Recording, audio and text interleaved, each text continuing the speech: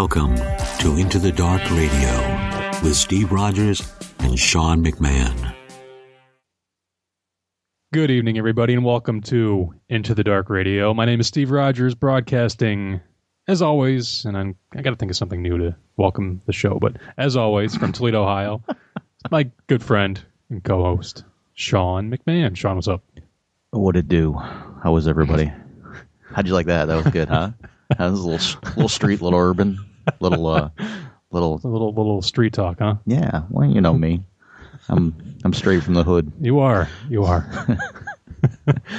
Anyway, we hope everybody's doing good. We hope everybody had a good Thanksgiving.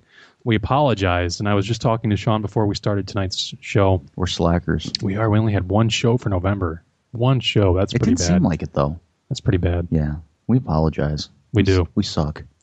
There was a little conflict in our work schedules, and then one of our guests actually had to reschedule, so we apologize for that. But we have this December is going to be an awesome month for shows. We're going to be talking Black Eyed Kids. We're going to be talking The Beast of Boggy Creek. We're going to be talking some Planet Weird, and hopefully we're going to be having a Doomsday podcast with John Tenney. So that's going to be... That scares me. We got a good lineup. You know, I'm kind of glad that Doomsday is right before Christmas, so I don't have to buy gifts. Perfect timing, isn't it? It is. It really is. Perfect timing. It really is. I mean, if it doesn't happen, I'm screwed, because then I'm going to be out there amongst everybody else that decided not to buy gifts. So you're banking on the Mayan calendar? I really am. If the Mayans are wrong, I'm filing a suit to sue the Mayans. We want to thank everybody that's we've been really getting a lot of social media stuff, some positive feedback. Yeah, absolutely. We appreciate it. We really do. Our Facebook, Into the Dark Radio on Facebook has really been hot right now. Yeah, absolutely. Along with Twitter. Thank you. Yeah, we thank you guys for that. We really do. And like I said, we apologize for last month, but we're back with December for a very strong December. There's a few things we want to talk about before we get into tonight's interview. We want to let everybody know that it is official. We will be having Paranormal Gathering Part 2.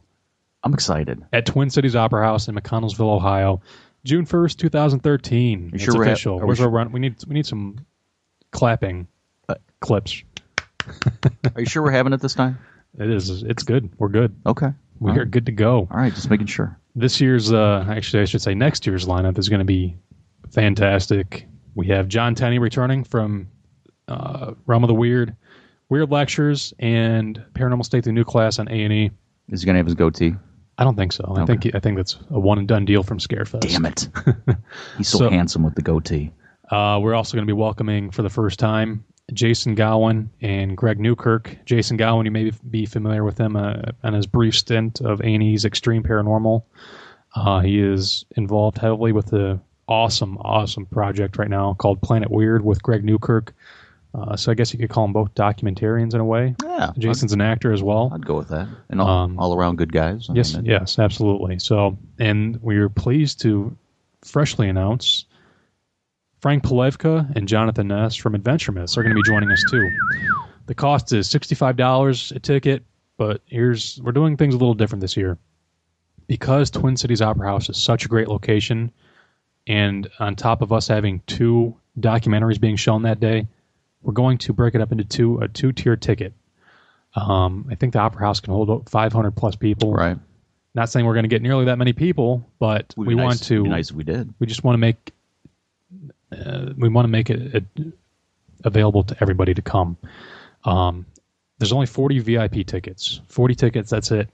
$65 at that price. You're going to get the admission to the presentations, documentary showings all day. Spit it out. I know. A little stuttering there. You also get a pizza and pop / water / whatever we have as far as beverages go included in that price. And then also you get the ghost hunt afterwards. So there's only 40 tickets available that includes all that. And on the ghost hunt, you can Google Twin City Opera House and see what the claims and stuff are. We're not real.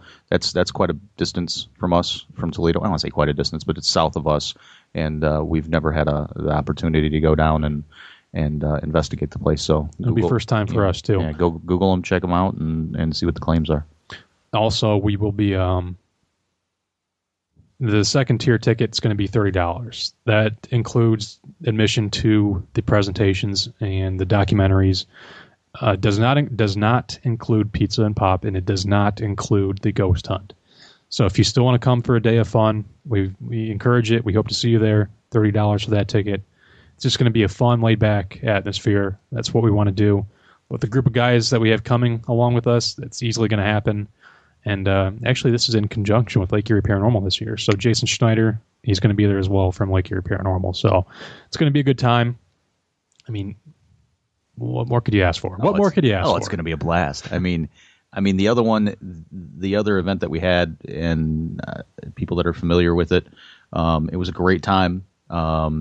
It sold out, which shocked Steve and I. So hopefully we can make a pretty good go of this one too. Just to let you guys know, I mean, any of us aren't making any money off of this. So that's, it's going to go towards obviously the cost of the house, travel expenses, and stuff like that. So this isn't something that we're trying to make, retire off of. So we just want everybody to come and have a good time and investigate what seems to be a cool place and enjoy a couple documentaries and meet some cool people and mingle. Yeah, I am very excited for this. I'm excited to bring in the people that we are this year. As obviously, I'm honored that these guys are coming. Yes. I mean, literally, like I said with the money thing. I mean, they didn't ask for appearance fees. All they wanted was travel covered. They're just coming to have a good time, to meet people. And I mean, if anybody's familiar with John Tenney, I mean, he has things he's just north of us, and he has things at libraries and meets people at diners to just discuss, weird and fascinating things. So, I mean, it's like I said, it's just gonna be a cool event to be able to get together, meet, greet, and have a great time. Absolutely, it's going to be a blast. We really hope to see you guys there. If you can make it, please do. We're going to try and line up maybe some sort of local hotel discount for people coming in out of town. So keep an eye on that. For the latest updates, go to intothedarkradio.net. I'm going to be updating that soon. And click the events tab, along with Facebook and Twitter. So check us out there. I'm not sure if I told you this or not, Steve, but the other thing that people are going to get when they show up are free hugs from me. That's worth the $65 alone. I think it's still... No, I'm not charging for hugs, okay? I give them for free. I'm a hugger. So if that doesn't sell it right there, if that's not like the icing on the cake? The icing on the cake, I don't know what is. Free hugs from Shawn. What more could you ask for? Tonight we're going to be talking to David Weatherly from Two Crows Paranormal. He is the author of The Black-Eyed Kids. He was recently on Coast to Coast AM, and as you guys know, we do 2 interviews on one day, just based on our work schedule to try and make it one show a week. This one was too good to wait for next week, because I know he was just on Coast to Coast AM. Right. I'm sure that, I mean, obviously George Norrie has a worldwide audience, but this interview was just too good. We've got better stats than him, don't we? We might. I know we're kind of his number 2 competition. Yeah, I know. He's threatened by Into the Dark. So this was just the Black-Eyed Kids. It really gave us the chills just hearing some of these stories, and it's going to be. I think you guys are going to enjoy this one. So David Weatherly will be on tonight. Next week we will be welcoming Lyle Blackburn, the author of The Beast of Boggy Creek. That's going to be another cool show.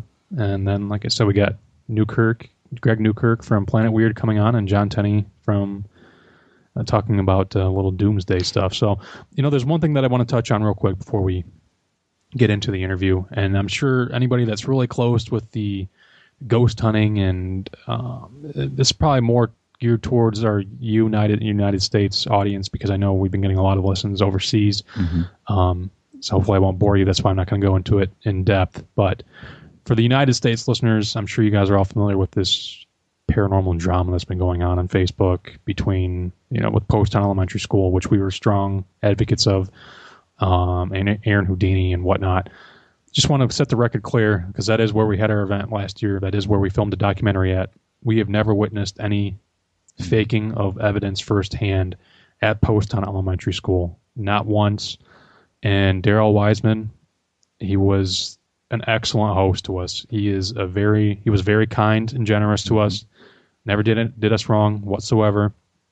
Welcomed us into his home, because that is where he lived too, with open arms. And it was a pleasure doing the event and the documentary at Postown Elementary School. So it's a shame of the events that have gone down recently on Facebook, because that's where it's all going on. Sure. And maybe our worldwide audience is familiar with this too, but we just want to let everybody know that we never witnessed any firsthand fakery at Postown Elementary School. So that's enough of that. Just wanted to throw that statement out there from me and Sean. And as always... Did I sign off on that statement? You did. Okay. Because I said so. All right, I'm just checking. You can tune in via iTunes, Stitcher, if you are tuning in via iTunes. I saw somebody was tuning... Oh, you're excited about something. Excited. Hold on. Somebody was tuning in on Stitcher, I saw the other day. I do appreciate that. Yeah, that was awesome. I do appreciate that very much, but I'm actually happy that we made the first page of iTunes. When you search paranormal and pull up podcasts, we are finally on the first page. Very exciting. Couldn't have done that without your support of the show. So thank you. We do appreciate all of your continued support for Into the Dark Radio. You guys are awesome. Yes, you are. You really are. We'll take a quick break. Here's a word from our sponsor, and we'll get into the interview with David Weatherly. Can I dance while we're in break? I don't think they want that visual. Okay. We'll be back. Don't believe in things that go bump into the night? Well, Steve and Sean may just change your mind. You're listening to Into the Dark Radio. Paraprofile, the social site for those who love the paranormal. Whether it's ghosts, aliens, Bigfoot, or just a fan of anything related to paranormal phenomena, this is the place for you. Connect, share stories, theories, and evidence, all at paraprofile.com. Tonight we're honored to welcome to Into the Dark Radio a first-time guest, one that we are very, very excited to talk to. We're going to be talking with David Weatherly of Two Crows Paranormal and author of The Black-Eyed Kids. For more information on David and Two Crows Paranormal, check out his website, twocrowsparanormal.blogspot.com. David, how are you doing tonight, sir? I'm great. How are you guys doing? We're doing very good. Very good. We want to thank you for joining us on our show today. Been really looking forward to this interview, and it's going to be a good show. Sure. It's my pleasure to be on. Hey, David, I'm going to jump right into it, because I've been wanting to talk to you forever. I think the first time I've heard anything about you was through Dave Schrader, and I just have absolutely been excited for this interview when Steve told me that he booked it. So, forgive me if I get giddy with you. Okay. Sure, no worries. Okay, if you could just for the people that aren't familiar with you, if you could just kind of give a background of yourself and how you got into the subject of black-eyed children. Well, as far as my background, I've been actively investigating and researching the paranormal for about 35 years now. Got interested when I was a kid and just started exploring every aspect of it that I could, whether it was, haunted sites or UFOs, cryptozoology, the whole spectrum of the paranormal. And through the years, have had the opportunity to investigate all over the country and overseas. Sometime in the late 90s, I started hearing about this phenomenon called the black-eyed children, or the black-eyed kids. And at the time, the first few stories I heard, they were on the internet, the early days of internet forums and chat rooms. There were a few stories that circulated, sounded really interesting, also sounded like could be an urban myth. So I sort of filed it away, for future reference. And a couple of years later, I met a gentleman who was a complete skeptic about anything paranormal. But if you've been in the field very long, you'll occasionally meet these characters that, they say they don't believe in any of it, but yet they can't leave the topic alone. So it's always, some kind of a crack. Have you spotted any flying saucers today, or things like that? We know people just... And Yeah, a lot of times those people, they can't leave the subject alone because there's something in their background that sort of nags at them, and that was the case with this gentleman. His name was Paul. His story is documented in the book. He was sort of the first thing that really got me interested in researching this thing more, because he was a first-hand account, and from somebody who I felt was extremely reliable. He was a prison guard, had a background in martial arts and bodybuilding, and was a real sort of John Wayne character, well over 6 feet tall, and no-nonsense character. But when he started telling me his story about an encounter with a pair of these kids, this guy was literally shaking. I mean, he really, it still affected him, even though it had happened a few years previously. So he was looking for answers. At the time, I didn't have a whole lot to give him. All I could say was, well, you're not the only one who's had this kind of experience. There are other cases, and let me see what I can find out. So it was kind of a long road, because over the years, I would get different cases, and when I really started digging just through my network and sort of putting, the call out there, listen, if you find anything like this, let me know. I started coming across more and more cases, and it's really accelerated in the last few years to the point where there are just more and more people coming forward with these accounts. That's absolutely amazing. Absolutely amazing. Let me ask you this.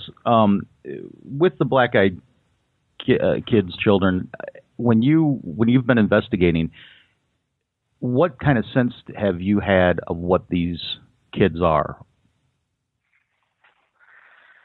That really fast forwards a bit, but we can go into that, because what I did with the book, one of the things that was really compelling about these cases was that the more I dug, the more I realized that these beings, I don't think they're really kids, they really crossed the line into a lot of different types of paranormal experiences. And it's really interesting that you can sit down and argue, well, they're alien hybrids, or they're some kind of demonic entity, they're tricksters. And that's what I did with the book. In the book, I didn't push any one particular agenda, because people really seem to polarize with this. A lot of people have strong opinions about what they think they are. Mm-hmm. So I sort of put it all out there. I didn't put my own personal take on it in the book, just the comparisons of all the different possibilities and the evidence to support that, because there is a lot of evidence to support that there's some kind of demonic entity, for instance. But there is an equal amount of evidence that points to them being alien hybrids. After looking at it for so many years, quite honestly, my personal opinion is that they're some type of interdimensional being that's coming across into, our world, so to speak. And they're, whatever their purpose is, it's fairly sinister, because I see nothing good with these encounters.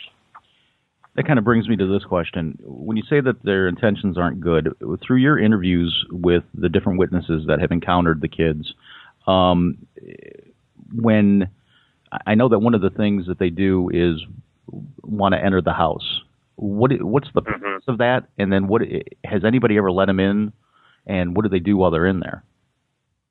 There's only a handful of cases that I've received that I was really able to follow up on and determine were valid accounts. Now, I can tell you a couple of those I haven't even been able to publish, because the people are just so hesitant to go forward with the information. There is one case that's documented in the book where one of these children was invited in, and it had pretty negative consequences.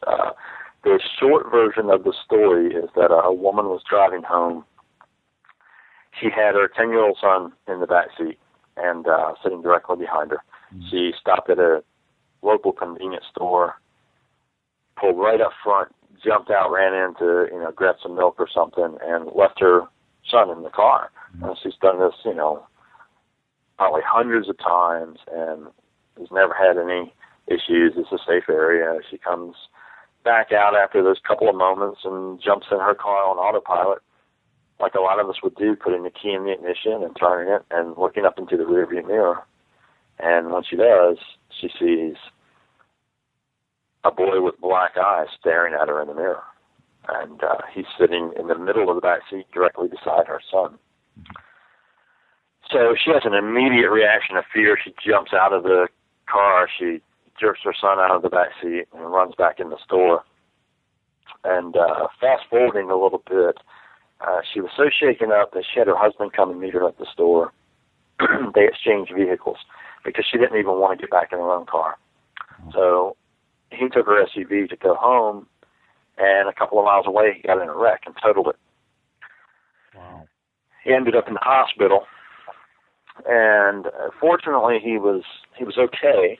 He was kept for observation. They thought he had a concussion and so forth initially. But the other part of the aftermath of this encounter was that their son, who had had such a close proximity to this black-eyed child, became very ill. And the doctors that they took him to had an extremely difficult time with this case because they couldn't determine what was wrong with him. Every time they thought they had a diagnosis, his symptoms would change. So it was really strange shifting of things that he was manifesting. For instance, he broke out at one point. They thought he had the measles. Those went away, and they thought he had appendicitis. They just everything. But as a result, they couldn't really do anything for him. The family finally resorted to basically positive energy and prayer from themselves and friends, and the boy eventually recovered. But he was sick for quite some time. And the other component to the story was that, when the mother had questioned the boy about this black-eyed child, she's a 10-year-old, so she's asking things very simple. Do you know that boy from school? And his answer was, no, Mommy, I don't know him. And she said, well, why did he get in our car? And her son answered, well, I asked him to get in. I thought we could go to my house and play. Oh. So, this is a very disturbing story for a lot of reasons. Now, fortunately, it's one of the only accounts that I've come across where there's a child encountering one of these black-eyed kids. Usually, 99.9% of the time, it's an adult who has the encounter. Now, David, did these witnesses, have they ever described any strange events that led up to the interaction with the black-eyed kids? Did they put pieces of a puzzle together that, maybe led to their encounter, or does this just seem to be completely random, like a wrong place, wrong time kind of situation? It appears to be completely random. It's really fascinating because, I have a lot of questions that I go through with these people, and I've over the years tried to determine any kind of a pattern or similarity. There's really not anything that connects the victims, so to speak. It's a wide range of ethnic background, religious belief, and everything else. One of the few similarities that I have found is that there's an unusual number of people who work in positions of authority who have these encounters. So I have a lot of accounts from military personnel, police officers, government employees, and I'm not quite sure what to make of that, other than that it's sort of compelling to look at that and think about that. As far as events leading up to the encounters, not really. It seems like it's completely random. These things can happen virtually anywhere. There's accounts, of course, a lot of them at people's homes, but there are accounts at, hotel rooms, parking lots. These kids will approach cars, places of work. So it's a wide-ranging set of circumstances that seem to lead to these children appearing. Now, when the witnesses come to you and want to share their story, are these children visible to everybody around them? Do they expose themselves in front of large groups of people, or do they, like, if they just wanted to show themselves to me and Shawn, do you think everybody else around us at the time won't be able to see them? No, it's usually isolated. It's very rare that multiple people witness these kids at the same time. Now, there are a few of those cases. but for the most part, I mean, I haven't really seen any cases of them showing up in the midst of a crowd of people or a busy shopping area or anything like that. Even the cases that are in parking lots, it seems very, other people just don't seem to notice. I had one woman who had encountered one of these children in the parking lot, and she got frightened and drove away. But her husband, who was nearby, had also kind of walked around the parking lot and just asked a couple of people, "Did you see any strange kids hanging out?" And no one has seen anything. Now, that could be easily dismissed as a busy parking lot. How many people really pay attention and notice such things? Mm-hmm. So it's kind of difficult to say. When the kids come to the individual and they ask to enter the home or the premises, do they say anything else? Are there any other questions that they ask the person, or how does that normally take place? Well, there's different phrases that show up, and sometimes we get some very unusual ones. Now, one of the curious things about the encounters is that a lot of people say these kids speak in a very cold or monotone manner. Mm-hmm. They seem to have a limited number of phrases in any given encounter that they use. They'll often just repeat the same thing over and over and over again. Mm-hmm. But it's very, some people say it's very droning, and a lot of people report that they feel like these kids are attempting some kind of hypnosis or mind control on them because of this reiteration of phrases over and over and over again. They won't really respond much to direct questions. Usually the people, who try to engage them, and a lot of normal adults, would try to engage these kids to determine what's going on here, and they'll ask questions like, where are your parents? Or, are you hurt? Things like that. And these kids, they don't really respond. They simply default back to one of the phrases they've already stated or something similar. Mm-hmm. So, they'll say things like, just let us in. This won't take long. Oh, wow. Wow. That would be creepy. That'd be creepy just in itself. Yes, it would. When you're one of the creepiest ones, if you want to get creeped out, we're ready. There was a case that came out of Dallas, Texas this year, and this gentleman, he came home from the store, he had a couple of bags in his hand. He walked up to his front door, reached up and opened the door, and as it's swinging open, he suddenly realizes that there's this kid standing on the ground by his steps. Now, this in itself, really startled him, because how do you not see, a young boy standing by the steps when you walk up to your house? And, he swears this kid wasn't there just seconds ago, but he turns and he looks at this boy, and this boy is immediately staring at the gentleman. The boy has pale skin, solid black eyes. He looks at this gentleman and he says, "Is it food time?" And the gentleman, of course, he was so stunned, he just sort of immobilized for a moment, looking at this boy, and this boy repeats, "I think it's food time. You should invite me in." Oh, wow. And, before this gentleman can even, he's trying to, like a lot of us, he's trying to, reconcile this or trying to really register it in his mind, what's happening here. Now, this gentleman had a 3-year-old pit bull that he had raised from a puppy. He hears this dog at the back of the house barking, mm-hmm. and he hears it getting closer. He glances up into the hallway because he has a long hallway that leads from his front door back to the living room. Solid wood floors in his house.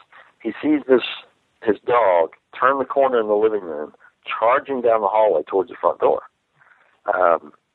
When it almost reaches the front door, this dog tries to put the brakes on. And, anybody that has seen that happen to a dog going full bore, it's like the Scooby-Doo thing. Yeah.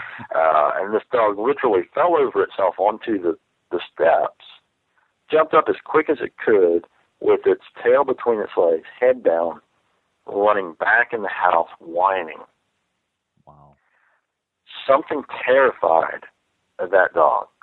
And this display was enough for this gentleman. He he literally left his door and slammed the door on this kid. And, went to find his dog, who was cowering under the bed in the master bedroom.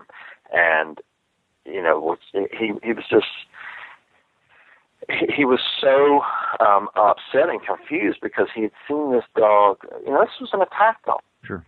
Well trained. He had seen this dog kill rattlesnakes.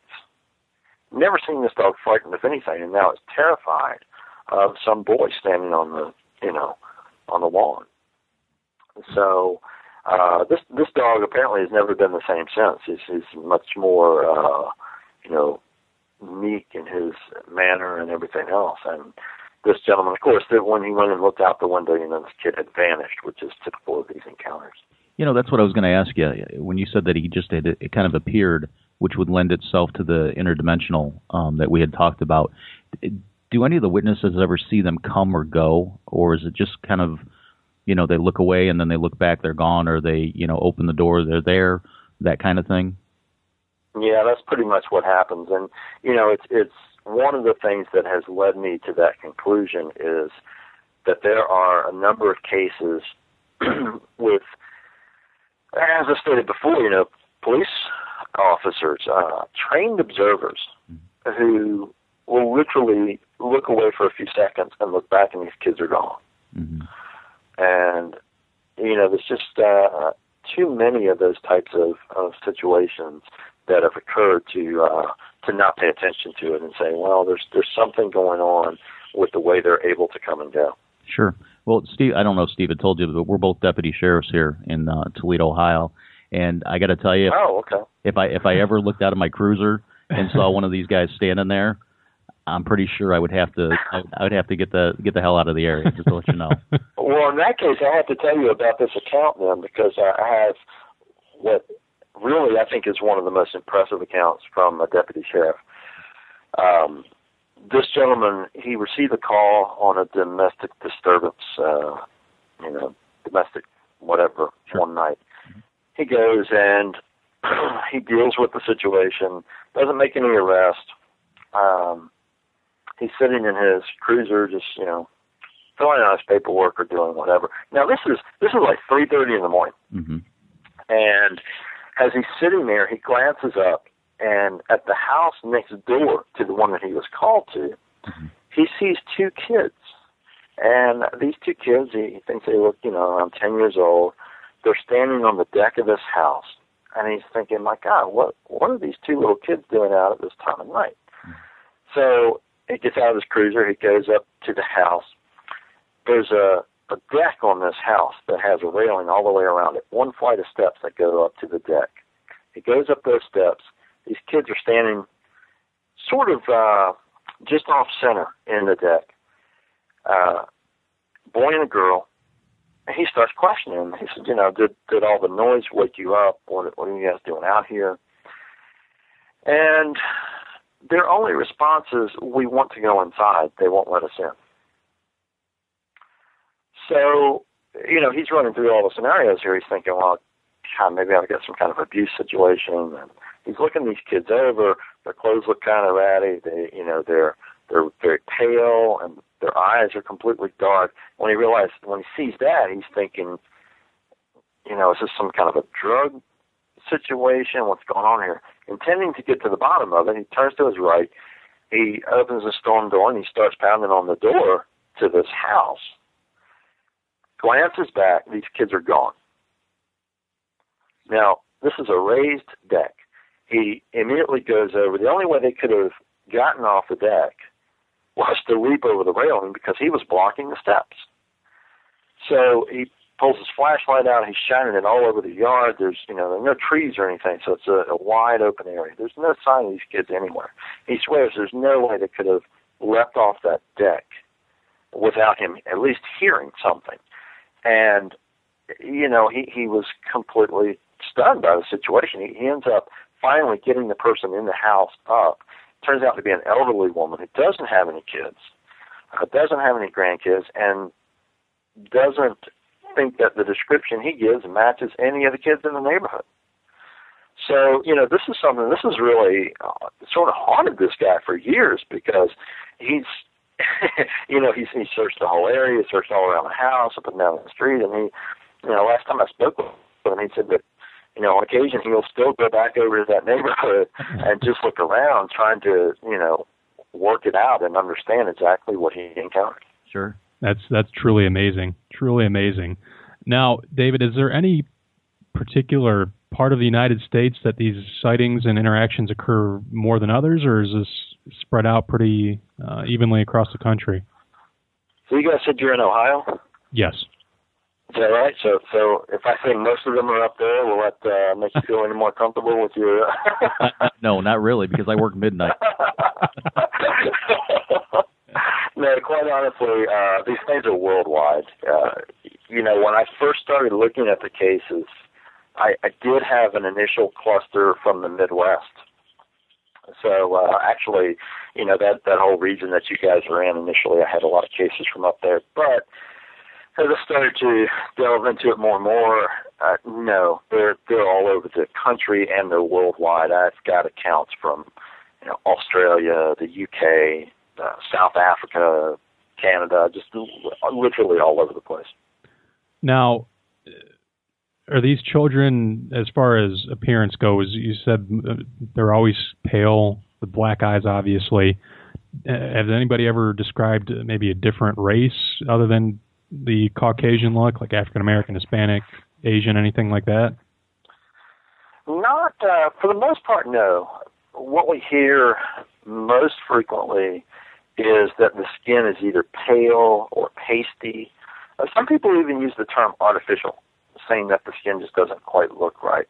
Occasionally, people will say that there is sort of an olive tint to the skin.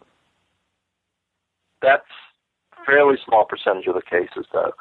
For the most part, we find that it's just pale and white. Now, it's very odd because, one of the things I ask people, I've asked every one of these people that have had these accounts, if they've ever noticed a blemish on the skin. Because, we're talking about kids that are right in that preteen phase. Most generally we hear ages anywhere from 8 to 13. That's the most common range. And 10 years old is what I hear most frequently. So we're looking at kids in those preteen years. You would expect some kind of acne, a pimple, something. No one has ever noticed any kind of blemish on the skin. No freckle, no mole, nothing.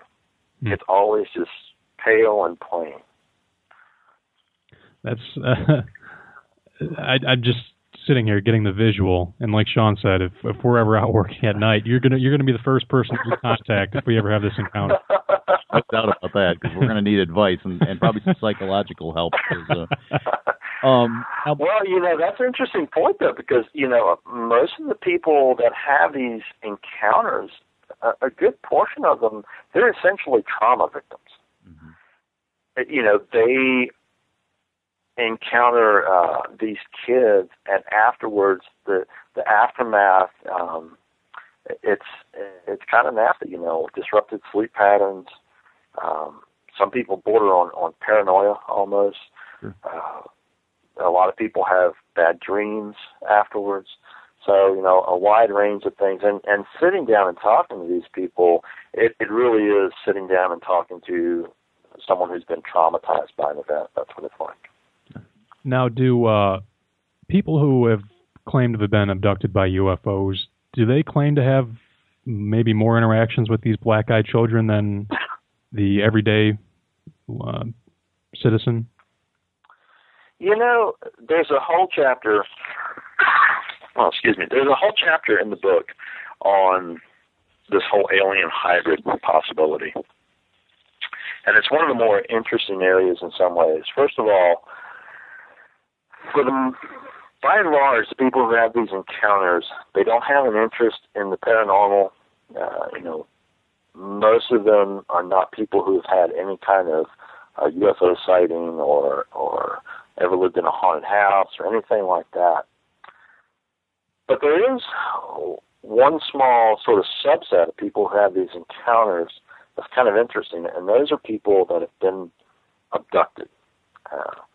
As you know, there are thousands of cases every year of people who claim they've been abducted. A lot of women claim that they've been abducted and used for some type of genetic experimentation, some type of hybrid breeding program. And we've been hearing this more and more over the past, 10 years or so.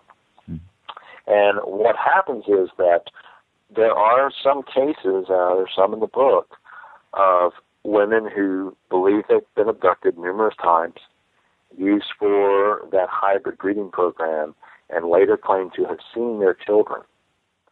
Oh. And they describe these children as being very pale-skinned and having solid black eyes. And, of course, and I guess I should point out for people who aren't really familiar with these cases, when we're saying black eyes, these are not just the pupil. The entire sclera of the eye is black. So it's a solid black eye, very similar to the depictions of the Greys, the aliens that are have been so well known since Whitley Strieber's Communion. Mm-hmm. And it's hard to deny that there's a strange similarity when you look at artistic depictions of these black-eyed kids and depictions of the alien Greys. There are some similarities there.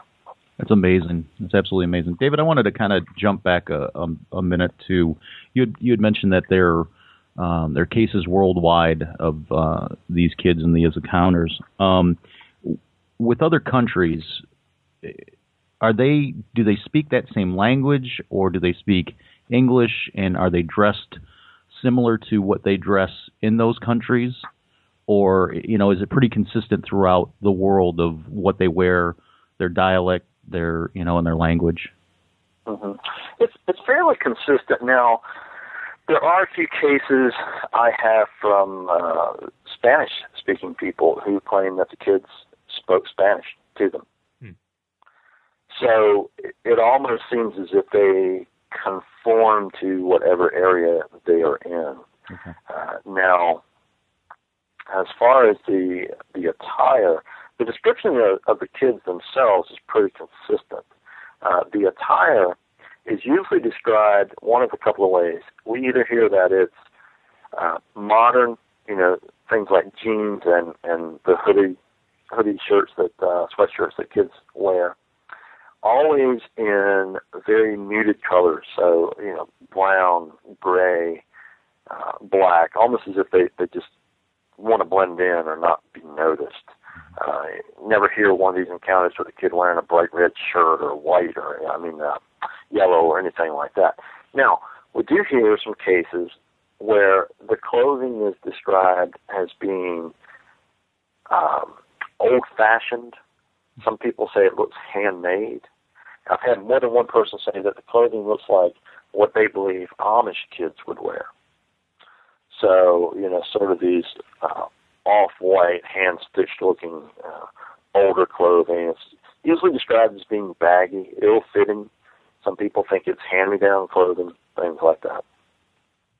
As far as the interactions with the witnesses, I know you gave a couple examples from sharing a couple of the stories in your book. Do they just repeat the same question over and over and over again? Or do they ask multiple questions to try and persuade them to enter their home? It varies.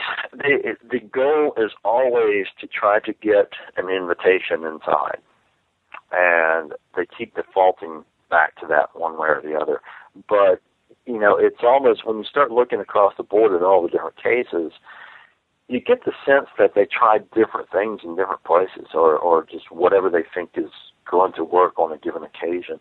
And, you're asking about foreign cases a few moments ago. There's a really strange one from London that I found very compelling because it has a couple of different components in it. This gentleman was a government employee, lived in a secured flat, so he needed a key to get in the front entrance, and he lived up on I believe it was up on the second floor. So he comes home one evening and enters, nobody's around, he goes up to his flat, goes inside. And as he's inside, he's grabbing a beer or something, and he hears this loud thumping noise out in the hallway. And it sort of gets him pausing, and he said, that was really weird. And a few moments later, it happens again. He's curious, so he goes to the door, he opens the door. Standing right there are these two kids. they're looking down at first, which is common in these cases. And he's very puzzled. He's never seen these kids in the building. He is confronted with these two kids who say to him, we want to come in and watch telly. Now, obviously it's in the UK, so you would expect a British accent. However, this gentleman, he told me that these kids sounded like someone doing a very poor imitation of a British accent. And he's a very well-educated gentleman. He studied, overseas. He went to school in the United States. He's lived various places around the world, and he's heard a lot of different accents. And he said that this just didn't sound right. These kids he couldn't place where they were from. He couldn't place what their accent was because there was sort of an accent below what they were trying to put on. And he was nervous. Initially when he opened the door, he just felt uneasy. He gets nervous talking to these kids, and they proceed to try to convince him to invite them inside to watch the telly.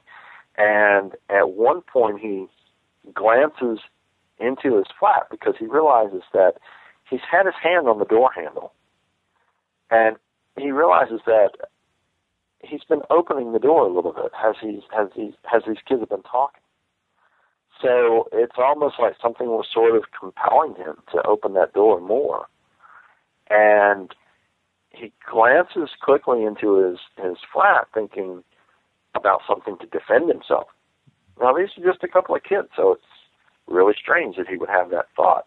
And just as he glances in there, he glances back at these kids, and there are suddenly three of them.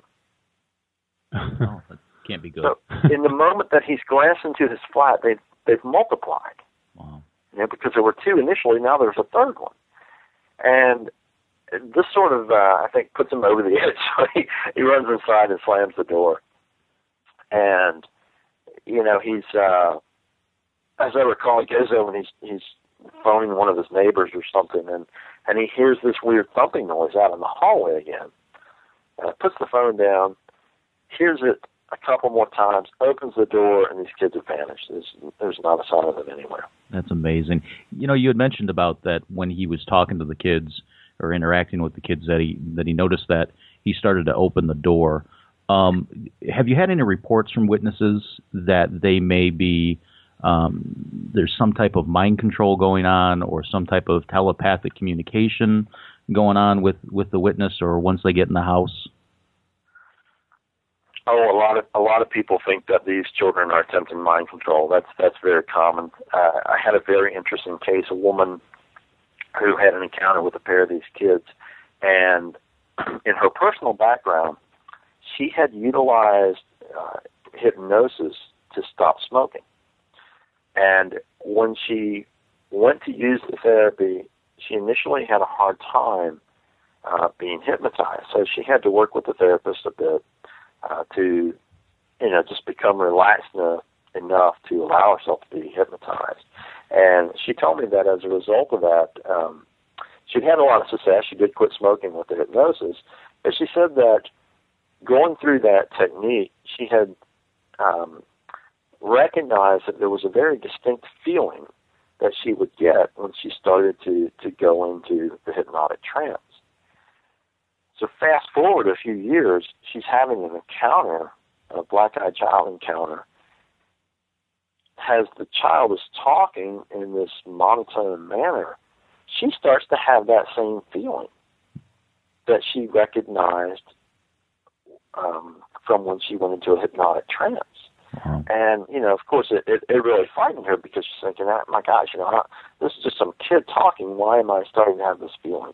And she got away from them. But I thought it was very revealing because, we hear this so often. These kids are obviously trying some type of technique on the victims. Sure. Has any of the witnesses, have they ever touched one of the kids, shook hands, put their hand on them at any point? And if so, what was the reaction?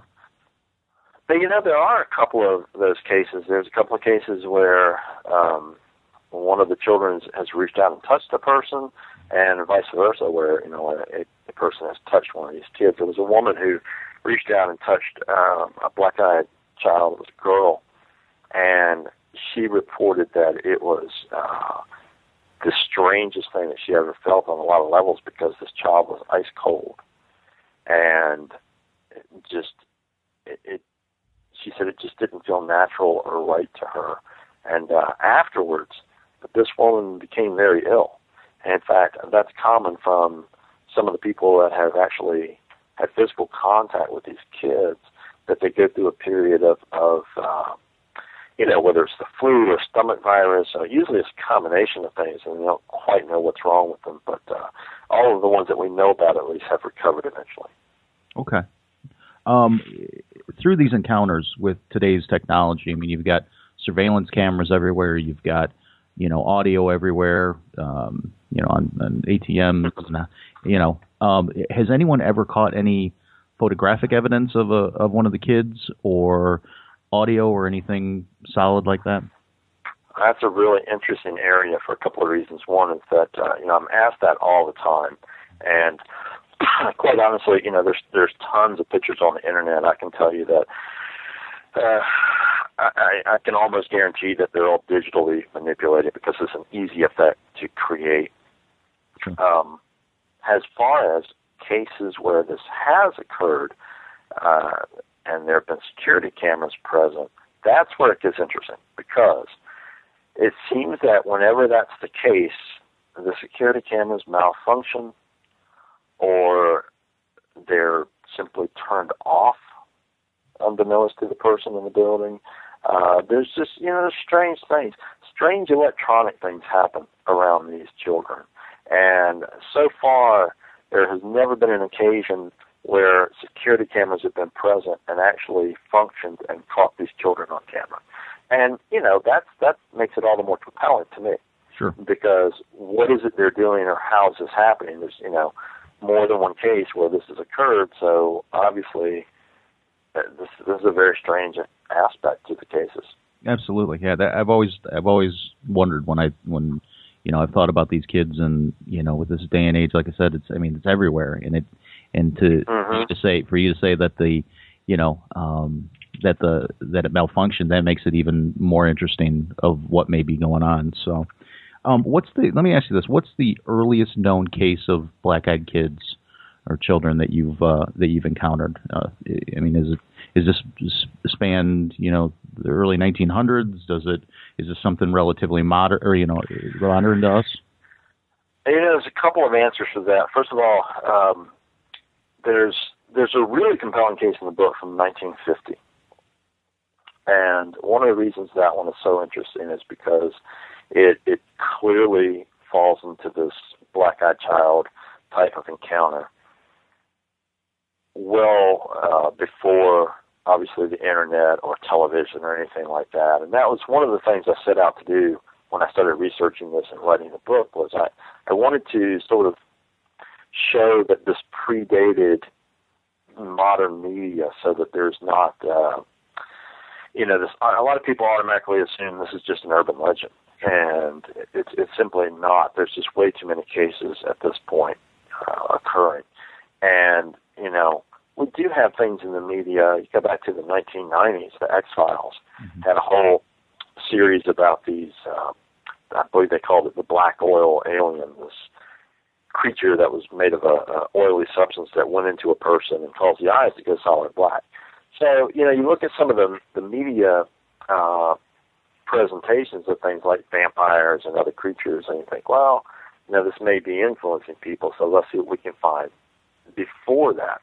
So what I found was that when you go back in history and start looking at these cases, they are there. It's just that during that time, they weren't called black-eyed children or black-eyed kids.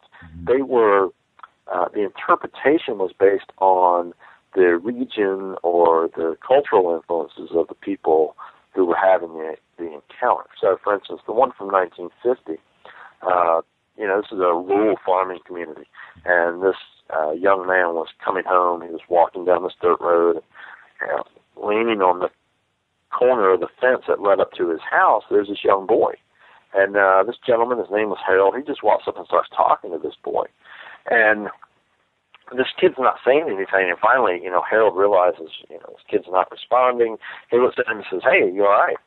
And this boy, in a very cold manner, looks up at Harold and says, "I want to go up to your house. You're going to walk me up to your house."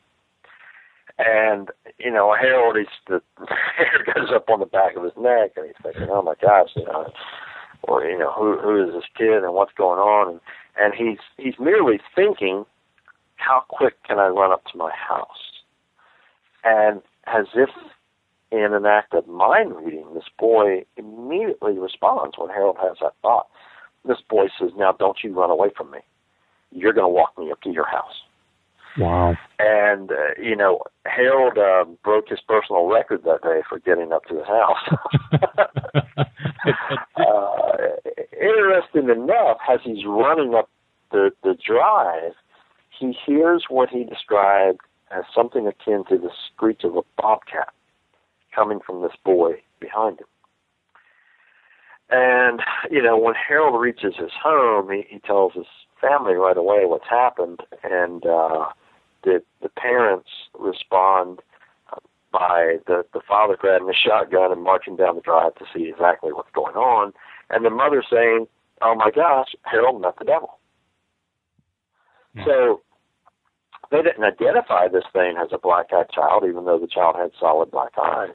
That was just a component of the encounter, and their assumption was, well, it's black-eyed because it's the devil. So, we're taking you down to the preacher and getting you cleansed because you've had a brush with evil. And that's what I found when I started researching the older cases, is you have to look at the cultural context as to how these people are identifying whatever these beings are. Now, when these children approach an individual, do they identify themselves with a name, or do they always seem to avoid that? How does that work? No, there's never a name mentioned. Okay. They just start talking. Which, that in itself is unusual. I mean, I don't know if you guys have kids or not, but, anybody that has children or interacts with children much, most kids in that age range, they're not really interested in approaching random adults and talking to them. A lot of kids are shy or hesitant about talking to adults, and it's just not very common. Yeah, especially as, us in law enforcement, they're always told not to approach strangers and not to, That's right. interact with strangers. So that makes a lot of sense. Now, I got a question for you, David.